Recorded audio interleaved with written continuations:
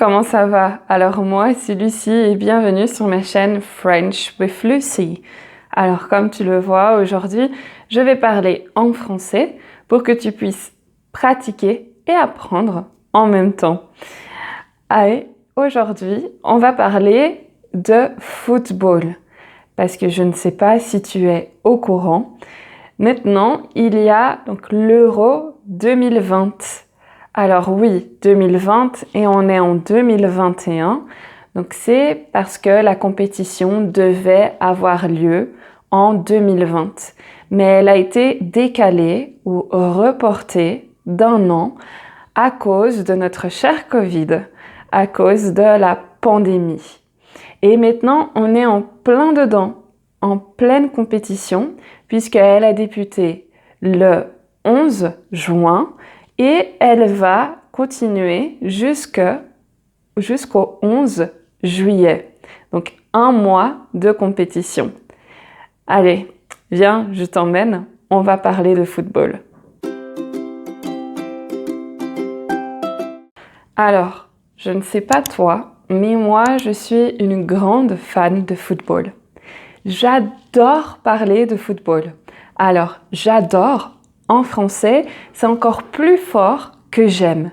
C'est vraiment quelque chose que tu aimes à 100%, on va dire, quelque chose que tu aimes très fort. J'adore le football. Je ne rate pas un seul match. Bon, c'est pas totalement vrai. En fait, je regarde presque tous les matchs. Donc, surtout quand ce sont des chocs de titans.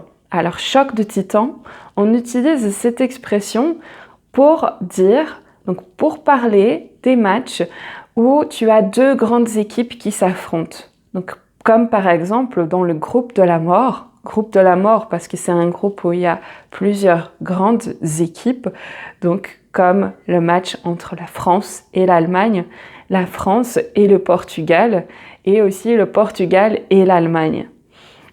Ça, c'est vraiment topissime. Ce sont de gros matchs. C'est super. Alors, est-ce que toi aussi, tu aimes le foot?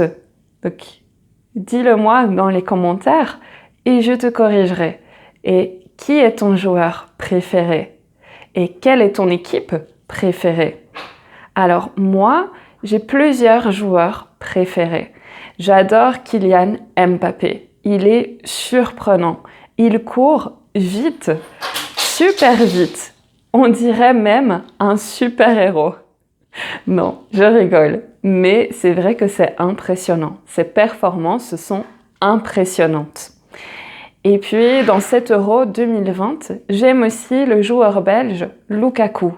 Lukaku est aussi un très bon joueur, donc il est bon pour faire des passes et aussi pour marquer des buts. Donc j'adore ce qu'il fait.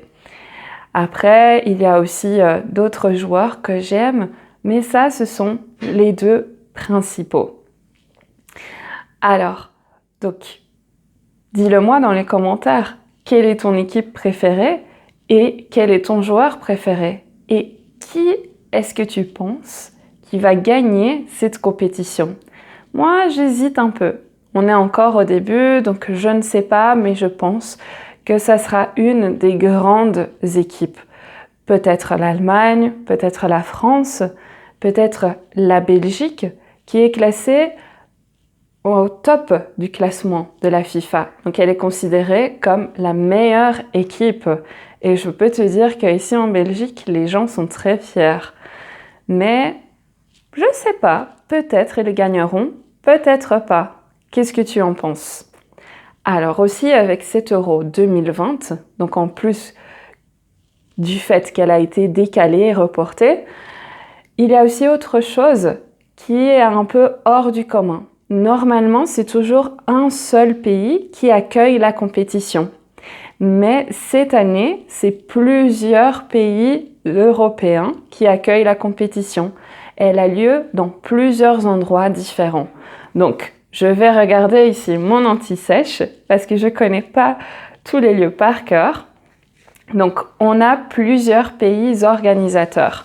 Donc, on a l'Angleterre, donc les compétitions, les jeux auront lieu en Angleterre, en Allemagne, en Azerbaïdjan, au Danemark, en Écosse, en Espagne, en Hongrie, en Italie, en Hollande, en Roumanie et finalement en Russie. En Russie. Alors, donc je ne sais pas si tu as fait attention, j'ai à chaque fois dit donc en Allemagne, en Russie, en Angleterre, en Espagne, en Italie et en Roumanie, en Hollande, en Azerbaïdjan, en Écosse, mais j'ai dit au Danemark. Est-ce que tu sais pourquoi? En fait, c'est parce qu'en français, même les pays sont ou bien masculins ou bien féminins.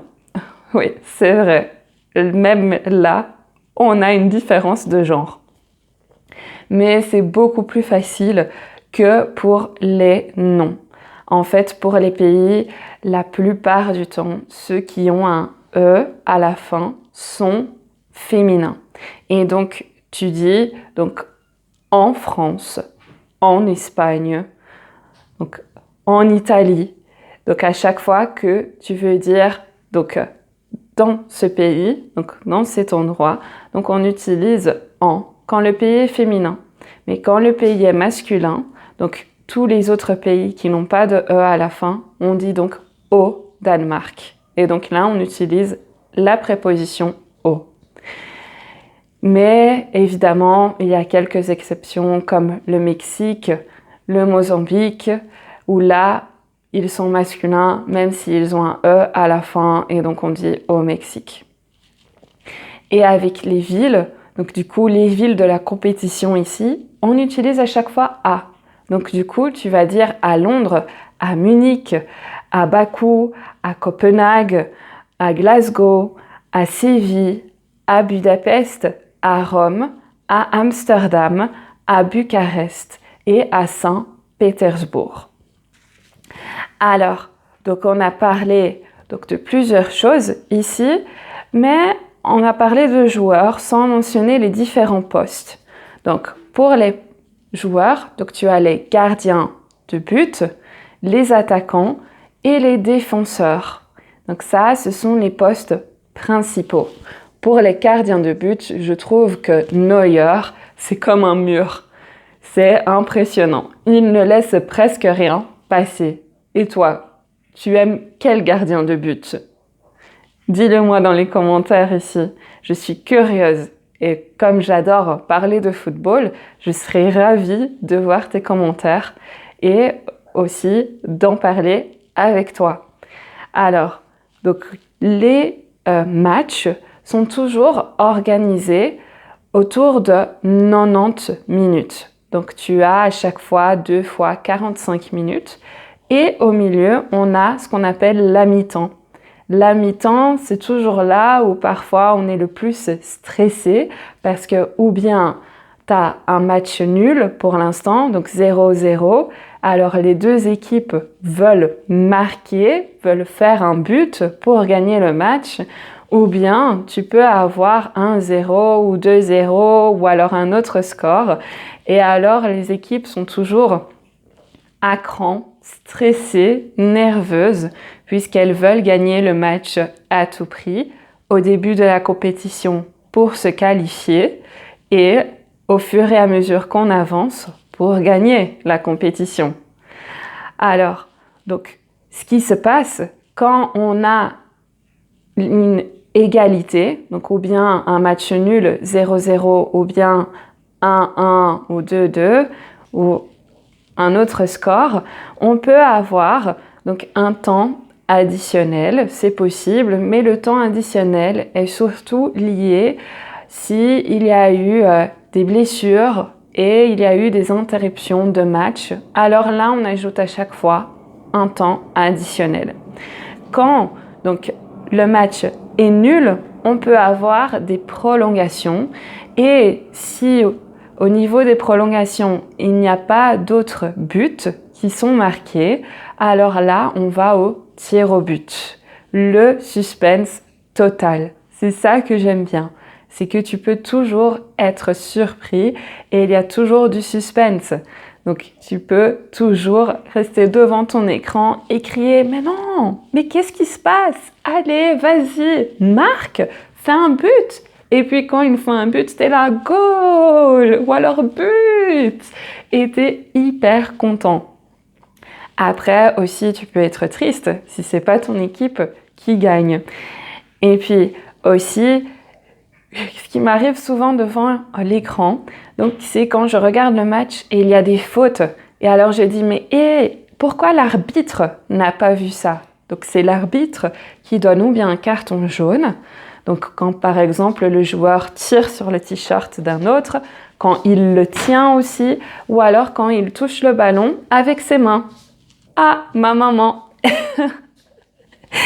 Et aussi, tu peux avoir un carton rouge. Là, c'est la faute vraiment grave et le joueur est exclu du jeu. Et là, c'est vraiment la cata. C'est une catastrophe. Et en fonction des fautes, tu peux avoir ou bien un coup franc ou bien un penalty. Donc ça dépend des fautes, ça dépend du carton. Si c'est un carton jaune ou bien un carton rouge.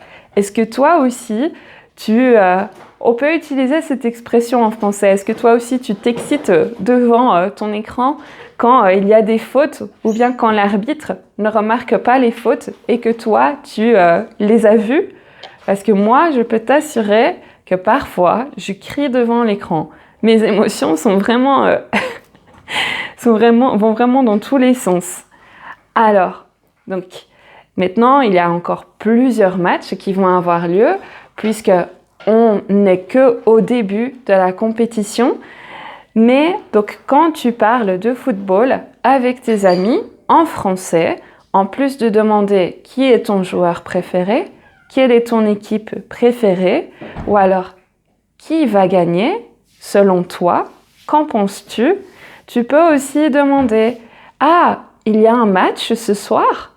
Qui va jouer? » Ou bien « Est-ce qu'il va y avoir un match ce soir? » Ou « C'est quand le prochain match? » Et qui va jouer? Et alors, tu peux aussi demander si, par exemple, tu es au travail, tu es en train de travailler, ou bien si tu n'as pas eu le temps de voir le début d'un match, tu peux simplement demander « Ah, qui est en train de gagner? Qui est en train de gagner? Et qui mène le jeu? Qui mène le jeu? Et aussi, est-ce que j'ai raté quelque chose? Est-ce qu'il y a eu quelque chose d'important? Et qui a marqué aussi? Et tu peux aussi dire, donc c'est telle équipe qui a gagné, ou bien c'est tel joueur qui a marqué, qui a fait un but. Et aussi, donc, ce qui m'intéresse beaucoup, c'est de savoir selon toi, donc, qui va gagner cet Euro 2020. Et après, on va voir à la fin qui aura raison et qui aura tort. Donc, allez, on y va? Qui va gagner? Bon, j'espère que tu as aimé cette vidéo et que tu as appris plein de nouveaux mots en français que tu as pu pratiquer. Si c'est le cas, donc n'oublie pas de t'abonner sur la chaîne et je te dis à la prochaine. Merci d'avoir regardé et au revoir.